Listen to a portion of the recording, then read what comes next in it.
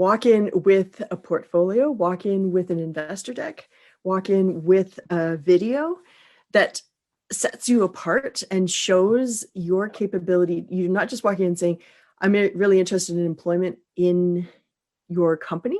I think instead you're walking in with a sort of a features and benefits statement. I noticed that your company is really focused on this thing.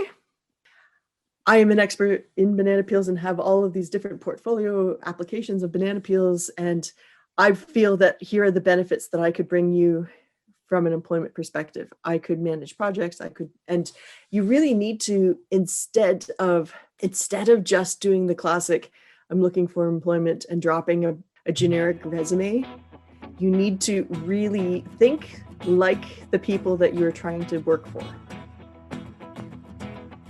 Welcome to episode 11 of the FoodGrads podcast, the podcast where we explore the fascinating career paths of professionals in the food, beverage, and hospitality industries. I'm your host, Veronica, a molecular science graduate student and career partner with FoodGrads. I am super excited to share this week's podcast because I am talking with Dr. Amy Proulx, the academic program coordinator of Culinary Innovation and Food Technology at Niagara College.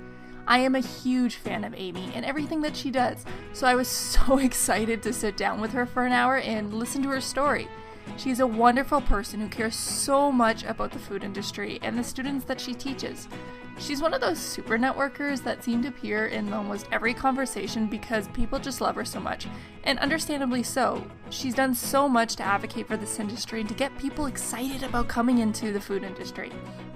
In this episode, we learn about Amy's career path from undergraduate degree to PhD and how, after graduating, she made her own job position during the 2008 recession period in Canada, something that somewhat mirrors what we're going through right now. Using that as an inspiration, I thought this was a great chance to ask Amy about what students can do to get a job currently during the COVID pandemic. Finally, we talk about networking and all the amazing opportunities which can come from joining associations like CIFST and FoodGrads if you're a student.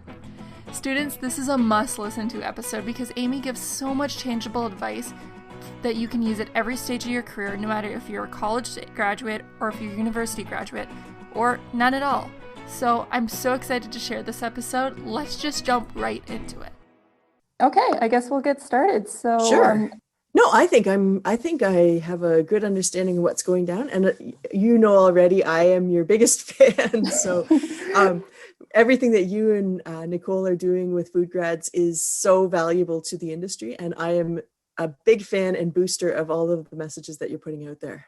Well, I'm excited to have you on the show, Amy, because I'm a fan of you, and like your name comes up everywhere when I'm talking to students. They just rave about Niagara College and how you've been really, not just from a schooling perspective in the terms of like teaching academically, but from a networking, as a mentor, as someone who just advocates on their behalf, as someone who they look up to. And so I'm excited, and I'm kind of sad I never got to go to Niagara College because I've heard so many great things about it. I'm excited. I always laugh and say my Niagara College family is my first family, but the food science network that I have is my other family. Obviously, my husband will laugh when he hears that. But the reason I met my husband was because of my food science family. And many people know Hamid Ali from Ingredient. It was Hamid's roommate that I ended up marrying. Hamid and I were classmates. Oh my gosh, that's so funny. And I met his roommate. And so many of the conversations when we're getting together as friends converge to food science because so many of our friends came from the food science community. The food industry is just so interconnected. So in Canada, oftentimes it's the largest, but it flip-flops with automotive as the largest manufacturing sector, and it employs over 250,000 people. But at the same time, most of us who are in R&D and in the food science network community, so CIFST, FoodGrads, these are communities that really focus on the networking and human connection of the food and science community. And so we sincerely know everybody. And that is amazing to think about, that And I encourage people when they're out doing job searching to connect with some of these organizations like FoodGrads or CIFST, because inevitably you connect with us and we likely know almost every company that's out there. And if we don't know the company, we can find someone who does. I guess this is a good point. Before we dive back into the organizations that are in the local region, we've kind of overlooked talking about you, and I think that our listeners would like to know a little bit about you and your journey into becoming a professor at Niagara College. So could you give a little bit of a story of how that happened? So going way, way back, I grew up in rural Ontario in a town called Dorchester, and I actually didn't grow up in town. I grew up out in an agricultural space, and I was always involved in agriculture and food in some form. But when I got to high school, I kept thinking, well, gee, I would really love to be a chef. I love cooking. It's so much fun. And my guidance counselor said, nope, you are going to be an engineer. And I happened to apply to engineering streams at a few different universities. And I ended up at the University of Guelph just as the food engineering department was making some changes in the 1990s, and we all ended up in food science. And honestly, it was so phenomenal. I really had not heard about food science when I was in high school, and I was so, so fortunate to land exactly where I needed to be with a community of people that really fostered the interest that I had in food, but allowed me to blossom with my science background. And from there, I worked at Agriculture and Agri-Food Canada as a technician for a period. And when I was doing my product development course in my graduating year, I happened to have Don Murray as my teacher. Don Murray at the time was the CEO of the Guelph Food Technology Center. And he encouraged us to just go and be really out of the box thinking. And I had been thinking about some protein, just hanging out on the picnic table with some of my friends and roommates.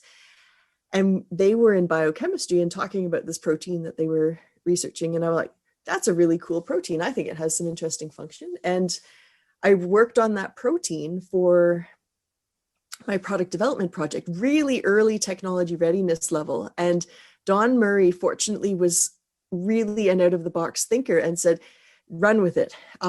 I was really fortunate that that protein was a soy-based protein called soy leg hemoglobin, and the constellations collided, and the Hannum Fund, the Soy Utilization Fund, founded by Peter Hannum, opened up at the same time. And I was able to go and raise money to fund my own master's program because I wrote a grant proposal as my product development project.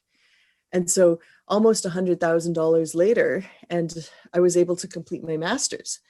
I did my PhD in interdisciplinary graduate studies in food and nutrition science at Iowa State University. And how did I end up at Iowa State? Going to a conference, and I gave my presentation on the soy leg hemoglobin, and a gentleman walked up to me, you'll laugh when I say this, but in a bar after the session, and I didn't know who he was. And he said, that was a really interesting paper. Would you be interested in possibly joining my team of graduate students and returning back to Iowa State University at the closing of the conference, and we'll get you back home. Don't worry about that. I go and call my mom, and my mom's, what the heck? You met a man in a bar and he's taking you to Iowa. You are, and you could just hear the anguish. And my supervisor for my master's was Dr. Yukio Kakuda, who is since retired, but at the University of Guelph. And Yukio Kakuda said to me, do you know who this gentleman is? And I'm like, no, I really don't. This is before smartphones. And he said, you do realize it's Larry Johnson, the president of the AOCS, the American Oil Chemists Society. I'm very familiar with them. And so I did hop the van. I did 5 years at Iowa State and graduated. And I happened to graduate just in December of 2007. And my graduation is, it's a special day for me because I happened to walk across the stage with a small squirmy baby in my arms.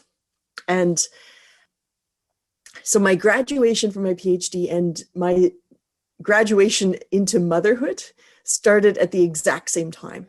And Wow. as you can guess, 2007 turns into 2008. I took some time with my small baby at home and to just decompress after this. At this point, we had moved to Toronto, and 2008 happened.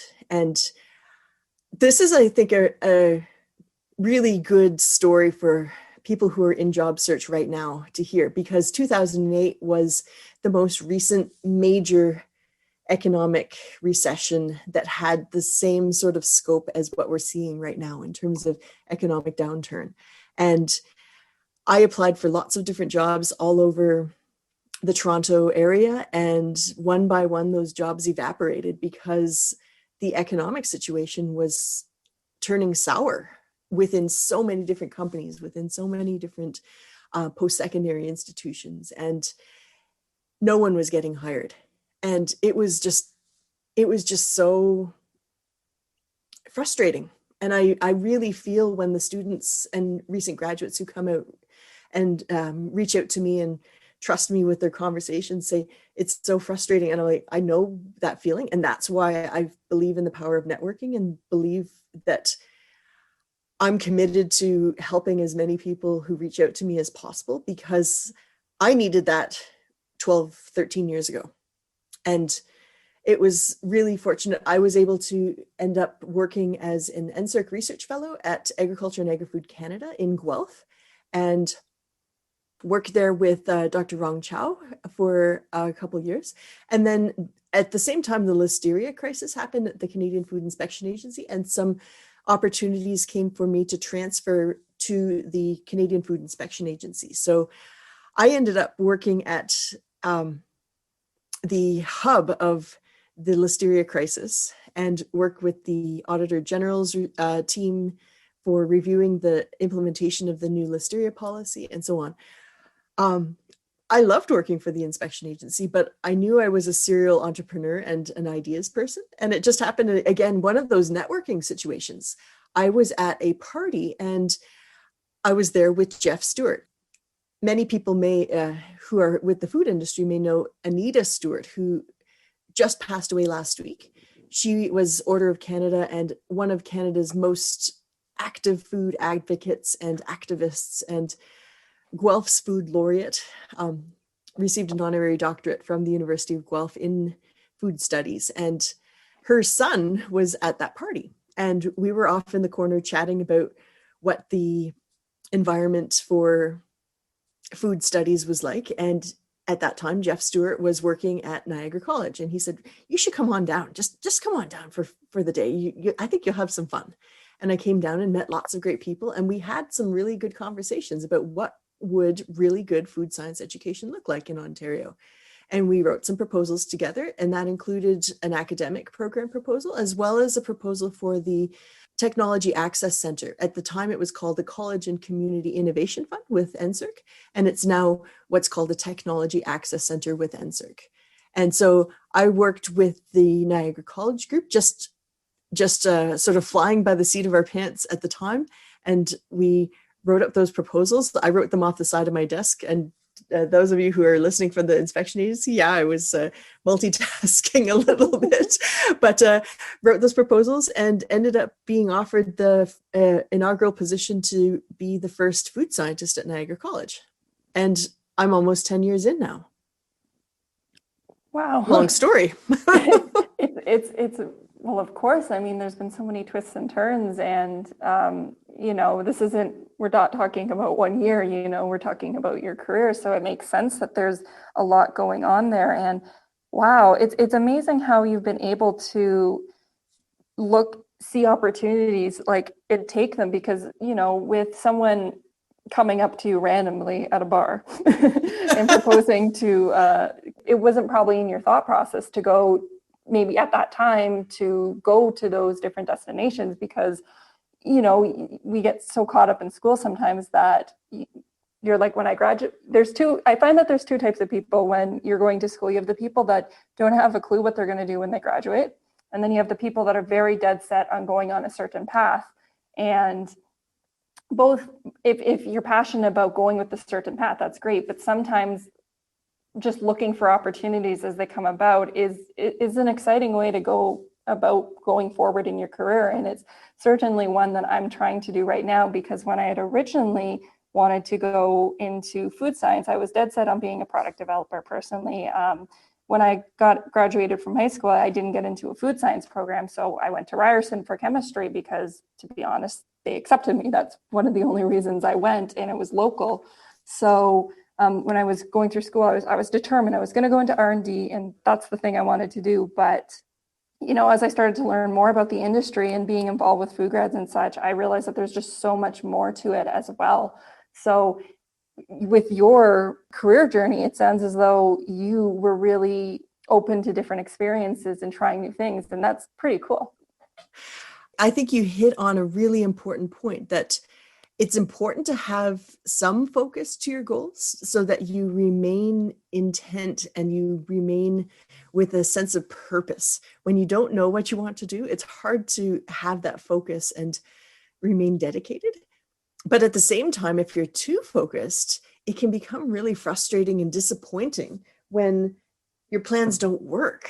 And honestly, I don't know very many people who have had every single plan of theirs come off without a hitch. There's constantly Murphy's Law and Goldrat's constraints. I'm a big fan of Eliyahu Goldratt and his theory of constraints. And those constraints come up all the time. And we have to constantly persevere and be open to flexibility, but not lose focus. Yeah, I agree, because I think with so many roles that there are out there, you don't know that they exist, and you might not know that they are something that you're well suited for, and you won't know until you try. So it's important to have as many conversations as you can with others, and that's how you start to establish these opportunities. Exactly. And I keep reflecting on my own personal experience of how I fell into food science. We know it's one of the most important manufacturing sectors in the country, and we need all sorts of different people to participate in this process, from food scientists to general labor to trades to business specialists, logistics, and so on. I am really fortunate that I'm in a college situation, but I'm in a really privileged situation in my role with CIFST and Food Processing Skills Canada on their boards, that I have a bit of a megaphone that I can use to promote careers, not just for Niagara College and recruit for my own programs selfishly. I can go out and encourage people into careers across the board, both for Niagara College and all of the different platforms, but also just go out and say, I want to see people in the right fit succeeding, because when they're succeeding, we are all succeeding. And so I go out and often speak about the other great programs that are out there, such as Conestoga or Guelph or Ryerson or Durham College. So many really important programs, each with a unique angle and perspective on how they teach food science. And I want to make sure that the students who get into those programs are in the right fit, because when they're in the right fit, they're going to be motivated to succeed. And that right fit could be academic, but it could also be the economics of it. If I have to move away from home, is it going to cost me a lot and I'm going to be stressed because I have to have a part-time job or so many student loans? Or am I going to be challenged enough, or am I going to be overwhelmed and perhaps want to go stepwise by starting at a college program and then looking at transferring into university stream, or vice versa, start in university, but then come to college to get some really hands-on practical applications for the learning. So many different pathways to take.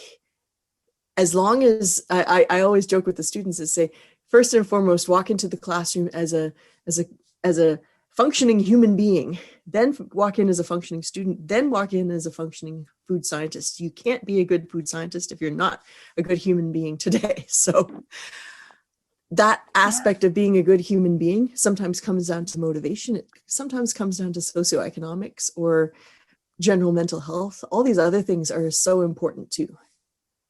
I agree. And I think that you pointed out another good thing that I wanted to stress as well is finding the right fit, but also making best of your situation with again, because the food industry has so many different, especially food science, you listed off some great programs like you said, Conestoga, Ryerson, Guelph. These are all different places with different ways that they go about teaching food science, but they all have their own, they're all essentially teaching these careers and focus on learning these interdisciplinary places. But I think that it's from the more that I've talked to a lot of individuals is that everyone's path is different, and that you can, if you make the best out of the experience that you have at the current school you are, you can create something that's great coming out. Because if we, from what I've talked to, there's people from Niagara who are doing product development, but I've also met people who are from Ryerson who's done product development, but there's also people from University of Guelph.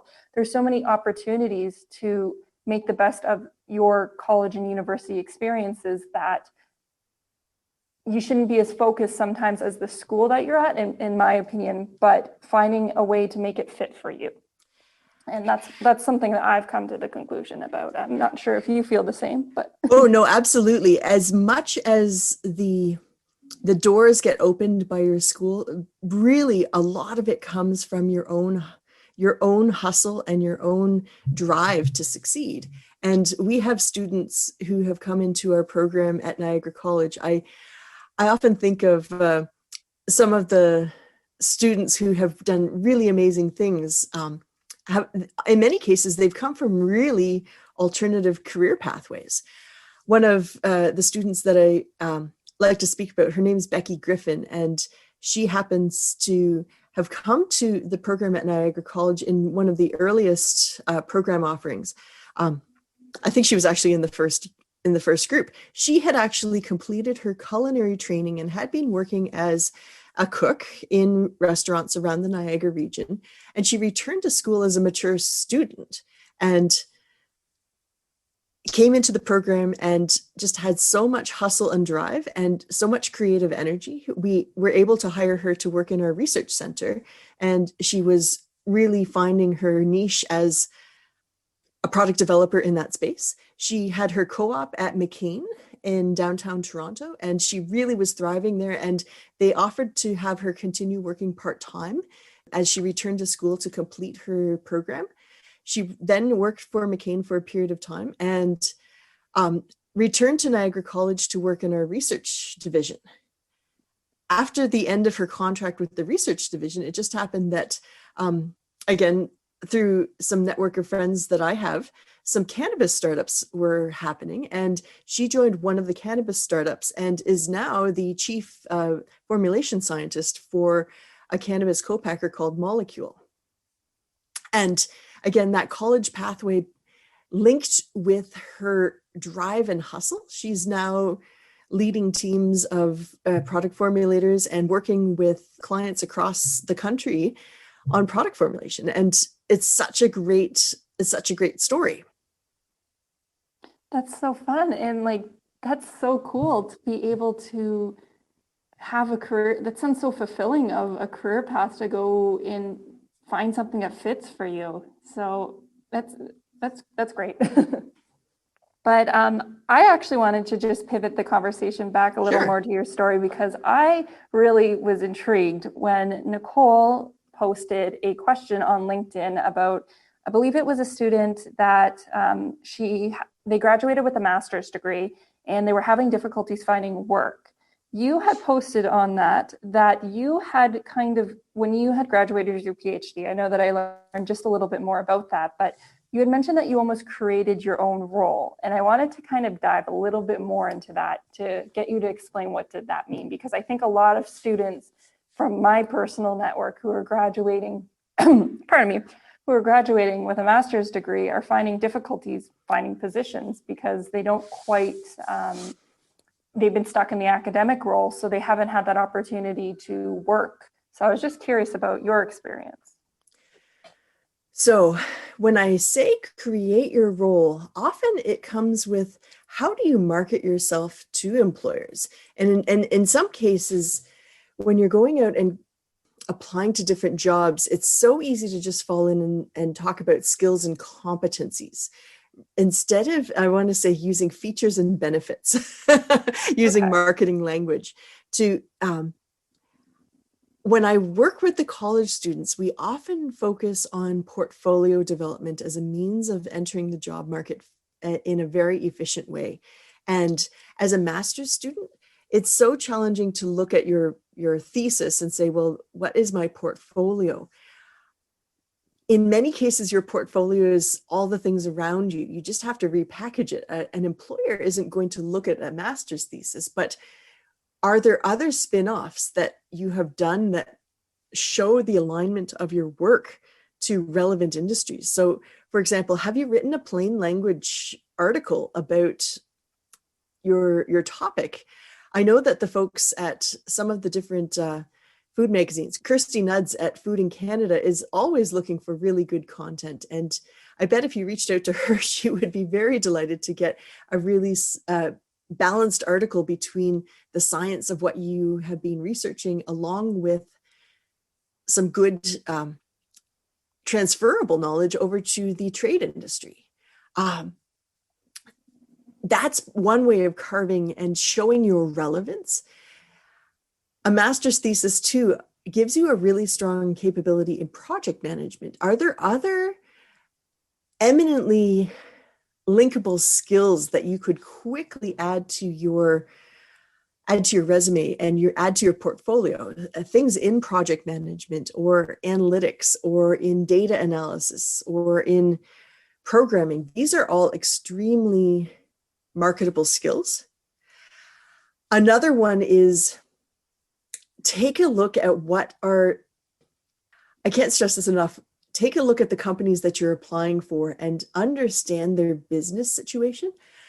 Oftentimes I'm reading the different trade magazines and newspapers looking for venture capital investment rounds. I'm looking at launches of new technology or launches of new products, because in many cases, people think of legacy companies as their first choice for employment.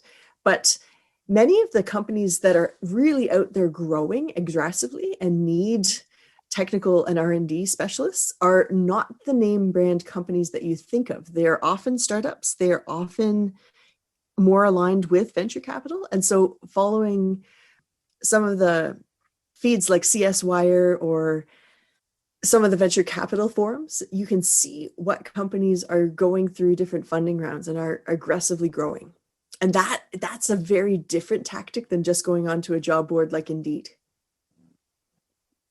That's some great advice that I honestly had never considered, especially the last one you're mentioning, because go to where the money is, essentially, because they're exciting. They're the ones that are going to be revolutionizing changes.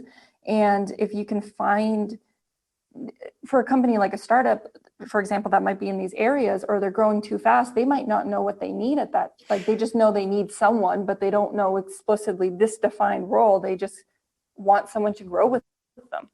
Exactly. And a master's or a PhD is often so robustly trained that they have that leadership capability of going in and saying, here's how we're going to manage this aspect of getting to commercialization, or here's how we're going to manage researching the technical attributes of what we need to get to commercialization. That's a really useful skill set.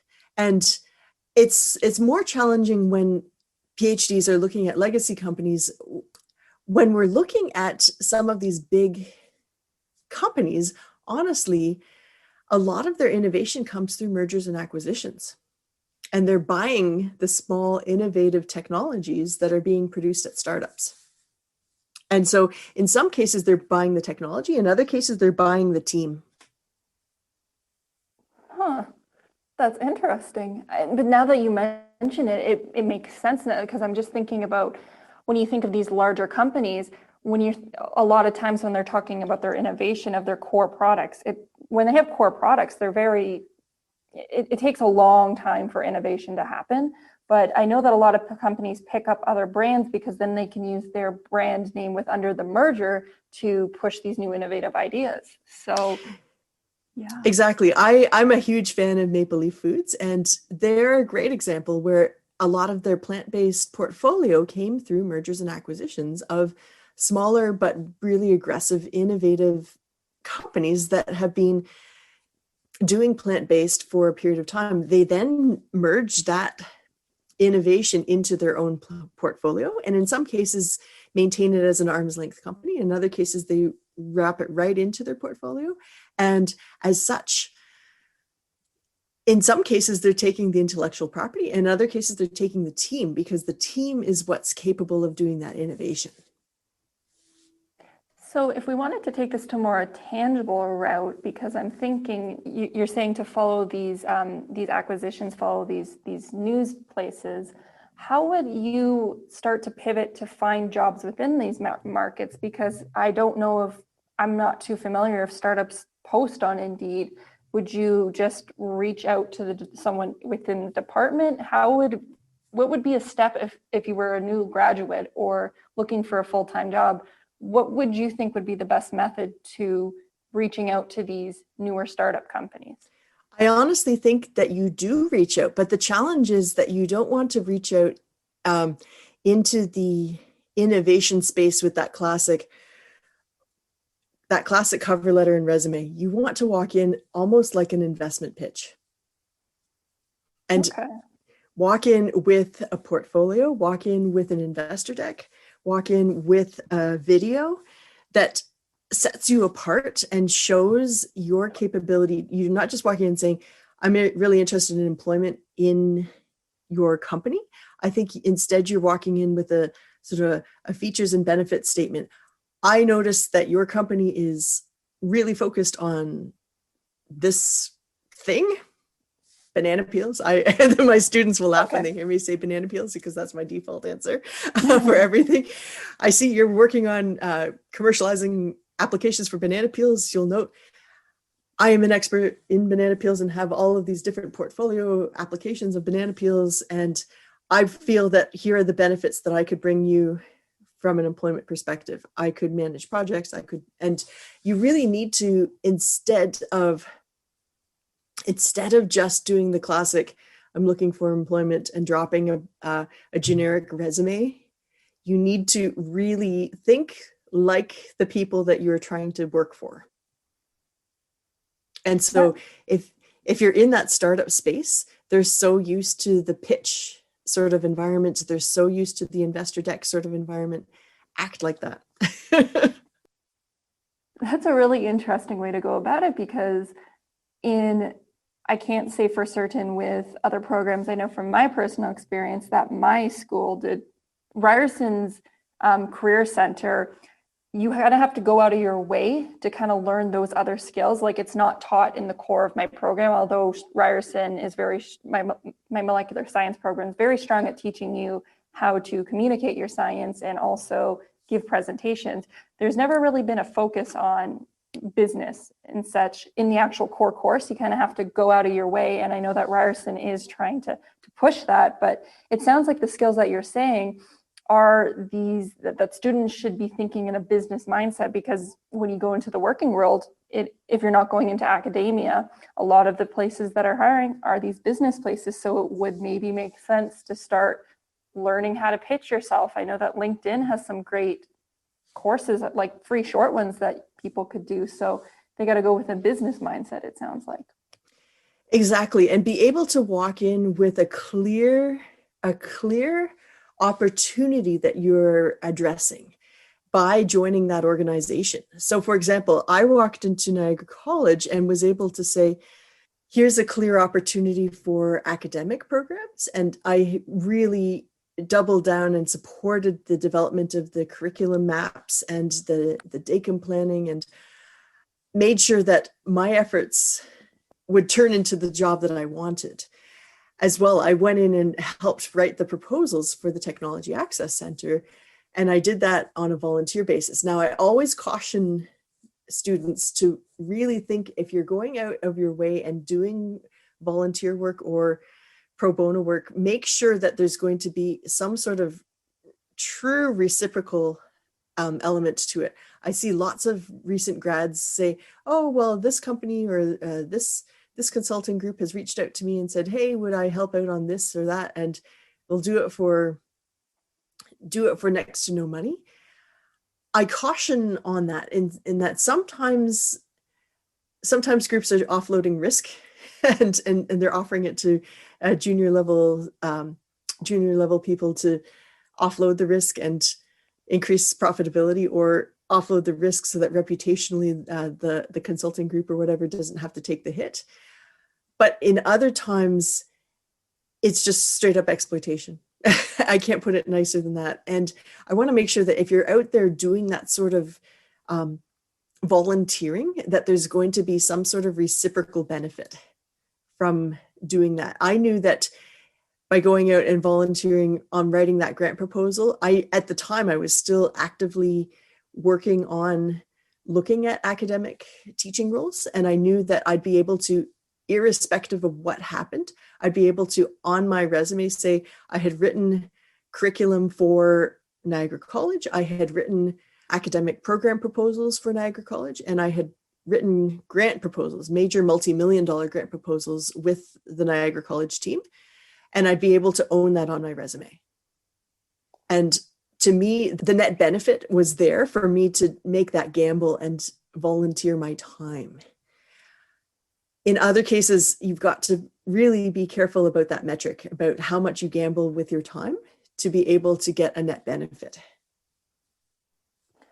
Okay, so it really sounds that when you're going into these situations and when you're graduating, you know, and you're just trying to find anything, sometimes just doing something is it sounds like the best thing to be doing, because even if you're making a little money, you might have to, but being able to really think about what you're going to get out of this opportunity. And although it sounds a little callous, being able to think, will I be able to show something when I get out of this experience? Can I put something that when I go to my next step, should this startup not be where I want to stay for these after this month?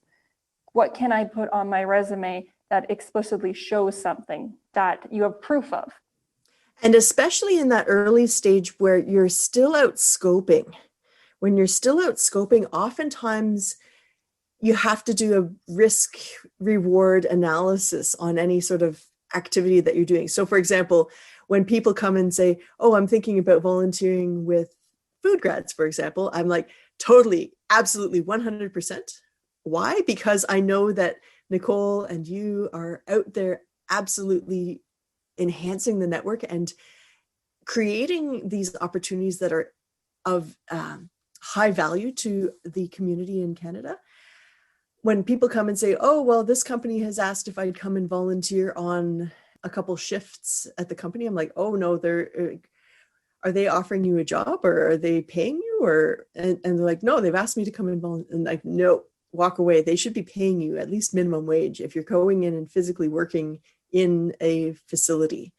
And in other cases, people are being asked to do, I think about writing articles for some of the trade magazines. In my early career, I did write a lot more. I wrote for a few magazines. Prepared Foods out of B&P Media was one. And for me, I really enjoyed the process. I just like writing. And so for me, it was worthwhile. But I know other people who were approached and they were like, this is so much work and I hate it and I'm not getting paid. And everyone's risk reward metric is different for what they need to get out of it. For me, volunteering my time to write some articles was refreshing because I personally enjoy writing. I'm learning something new, especially with the working a few shifts thing. That's something that, just to hear someone else say it, that's good. And I know with FoodGrads, I've personally helped out for so long. At the beginning, I was just a student and, you know, I was just writing because I just wanted to try something. And I always stuck with it because I truly believed in Nicole, that I knew, and I've shown that FoodGrads has helped me. It's connected me to job interviews. I have something to show on my resume because, again, coming from just a pure chemistry degree, coming out of my undergraduate, I didn't have like the food science skills. Like I had the chemistry skills, but I didn't have much to show for it. So being able to write on my spare time, that was really great for me. And I wrote tons of articles on different jobs in the industry, and that allowed me to explore, and I could share my knowledge. I had something to show for. So I believe that writing's, for me, it's been great for me as well as podcasting. But I digress. But where I wanted to go with this conversation, because I know that we're coming close to the end of our conversation, but I wanted to get back into CIFST because I know that you have big involvement with them, and I wanted to learn more about them because from a student perspective, I'll be honest, I don't hear much about them. So I wanted to know more about CIFST and what they're doing for students.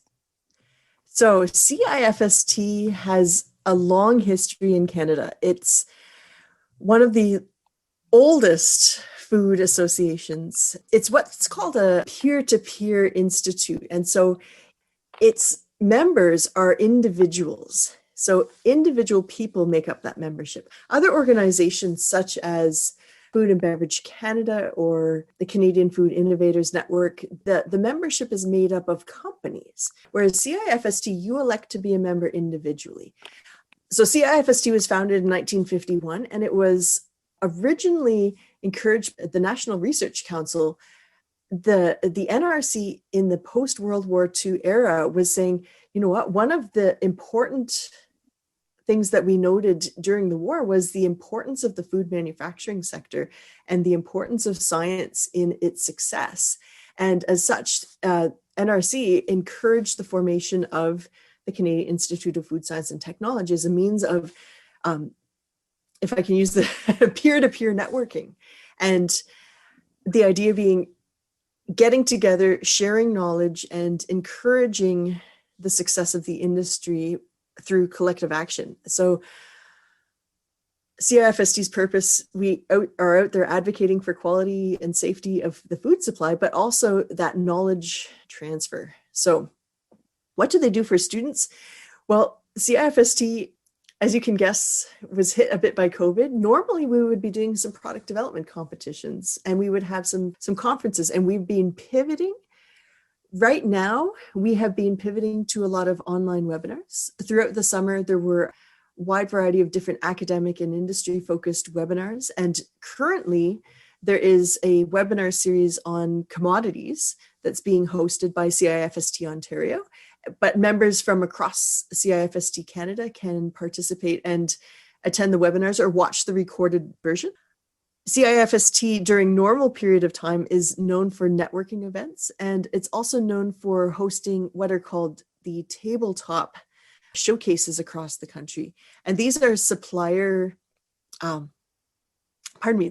showcases. So the big ingredient companies will come together, and it's almost, I was going to say it's almost like Halloween for food product developers. You walk in there with a bag and you say, I need to find some solutions for technical starch situations in the products that I'm working on. And you'll go off and find the great folks at Ingredient, or maybe you are looking for some shelf life enhancers and you go off and look for the good folks at Caldic, or you name the technical ingredient, you will go and find supplier who has a solution. And at the same time, you're making a human connection. And oftentimes, if you can't find what you're looking for, someone in that room knows what you're looking for and can help connect you to the right suppliers.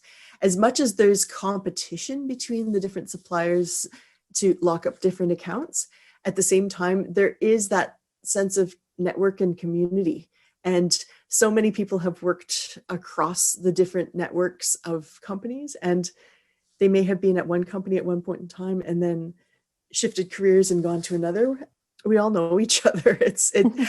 When I normally would be able to take a busload of students with me to the CIFST tabletop in November, and we had a virtual tabletop last week, and it was a ton of fun. Not the same as going with the bus. And the students all laugh when they get there. They say, it's like your family reunion. You just go around and hug everyone and shake everybody's hands and everything. And I'm like, it's true though, because at some point I may have gone to school with this person, or I may have had business dealings with this person. And I may have been at the inspection agency and regulated that person, but always did it with a sense that I wanted the sector to improve. And you walk into the room and there's 2,500 people there, and you know half of them. Oh, if that's not a reason to want to be someone in this industry, like I don't know what is personally. I would love to have a rich, long career where I can just show up and be that person in the room that half of them know. Like that sounds pretty fun and exciting. And it just makes me smile at I'm choosing this industry. My favorite thing about going to tabletop now that I went to my first tabletop when I was in my first year undergrad. And so I've been going to tabletop on and off for almost 25 years. And now when I take those students, I like to hear my students' stories and what they are interested in and what sort of companies they might be looking at joining. And because I walk into the room and I'm like, hey, Lewis, you told me that you were interested in finding out more about Brenntag, and Brenntag is a global ingredient supplier. Let's walk over to the Brenntag table together. Can I introduce you to some people and see if we can make a good connection? Or someone else might say, you know what, I'm really interested in joining the chocolate industry. And we go walking over to the Barry Kaibo table or the Blomers table, and we make some connections for that student to the chocolate industry.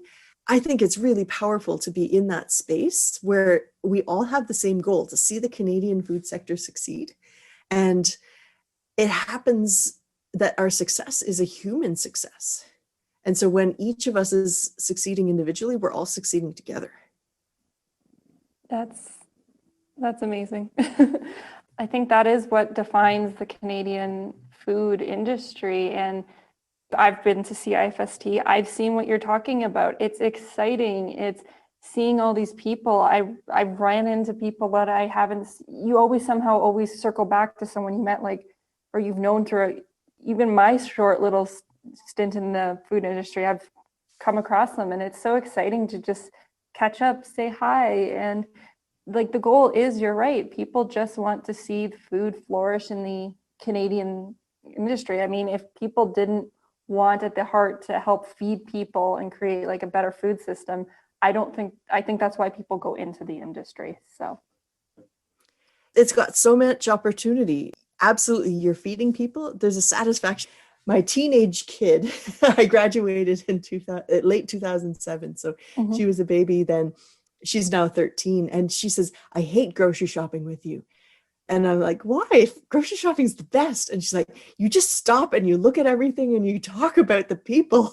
And you're like, you pick up a can of soup and you're like, oh, I worked with this person and they're the best. And then you go and pick up a piece of cheese and you're like, oh, this student made this cheese. And I'm like, it is. I close my eyes and I picture all of these amazing people. And I think that's what the message we need to share more with everyone, not just people going into the industry, but people who are just like regular consumers who are buying for their families, that there's so many people involved in what they eat. And it's not just this machine made product. There's just so many people involved that's what the grocery store is. It's just like all these people that have worked together, and it's just stunning that we have a food system that we can do that. And there's so many people involved. So many people. And at the same time, the community is so tight knit. And the pandemic just really heightened the importance of how our food manufacturing sector is an essential workforce. And because it's essential, we need people to be aware of it. We need people to value it, and we need people to join it.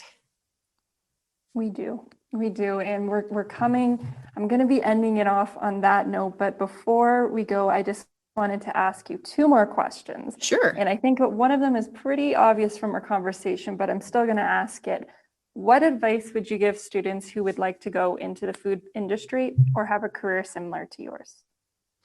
Going into the industry, I want to remind people that there's so much diversity and so many different jobs that are out there. And you could be a food scientist and focus on food safety or product formulation or innovation. You could be honestly working with robots or engineering and mechanical. You could join the trades and be a welder. Honestly, I think some of the welders make more than the food scientists do because they're in such short supply. We need general laborers, and it's a great gateway for people who maybe are on the cusp and saying, you know what, I'm not sure what I want to do going out of high school, but I want to make some money and take some time and reflect. There are people who have grown with the industry going straight out of high school too. And maybe these are people who didn't see college or university in their pathway, but that's also there and it's possible and it's totally feasible to succeed. I do get a lot of people say, well, I have a PhD. How do I get into teaching? I wish I had a magic wand and would able to open up more food science programs across the country. Honestly, the chronic vacancy in food manufacturing is so acute. We need more trained food scientists as well as good general labor and good entry-level workers. Right now, the environment is such that it's still hard to attract people to those programs. If you have a good relationship with academic program, go out and use that same values approach. Can you carve a job for yourself? I happen to be in a really fortunate situation that the people around the entire team at Niagara College were so innovative and focused. Craig Udale, John O'Grislow, Jeff Stewart, Dan Patterson, these were all people who really had an innovative mindset, who wanted to see new opportunities take place. Find who those opportunities people are and go talk to them. Go talk to them about carving more, because opportunities people love to amplify and magnify a good opportunity. Phrase it and position it well so that you can go and pursue that opportunity. At the same time, still keep dabbling in other stuff so that you keep your options open.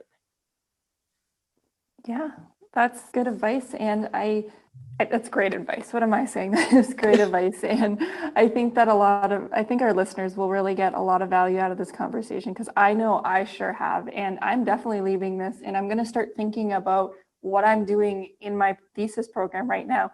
How can I make that into a value? How can I show my market value, essentially, not just here's my thesis. You want to read it? Like, that's not the way to sell myself. It's showing, having things that are more tangible, showing that I can bring them value, because that's what they want when you're coming into a company. Anyone does. They want you to show that you can grow with them. You have value, you're adding to it, making them get higher. So I've learned so much from this conversation. And my last question is going to be, if people wanted to connect, or where can they find you?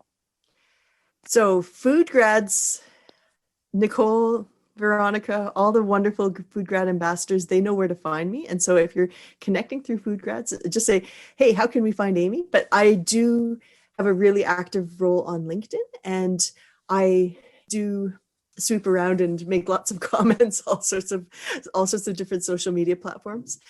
I love the fact that working at the college, I'm given a lot of flexibility with my time, and I do a lot of active research, but I'm not quite as stressed as I would be if I was at a university. So I can go out and offer comments and mentor people and do lots of great fun stuff as well.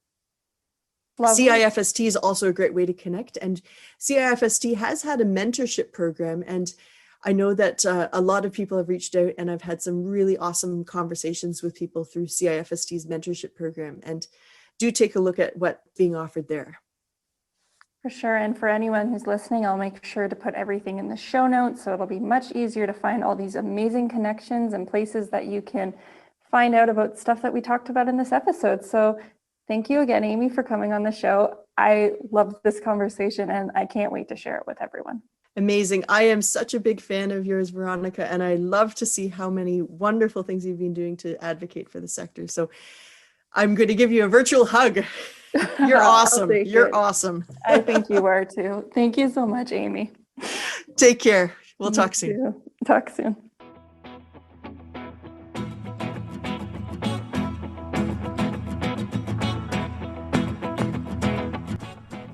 Thank you everyone so much for tuning in and listening to episode 11 of the FoodGrads podcast.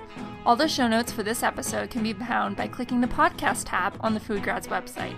There, you can find any past or future episodes of this podcast. If you enjoyed this episode, then please consider sharing it with your network. I would love to get the word about how great the food industry is and get more people excited about it. Also, don't forget to sign up for your free FoodGrads account. You can create your own searchable profile, which is in a niche area of the food industry. Include your skills, career aspirations, and multiple resumes tailored for different job opportunities, all focused on the food industry. Joining will connect you to an amazing network of food and beverage professionals, the next generation of food. With that, once again, I thank everyone so much for listening. I'll see you next week. Bye.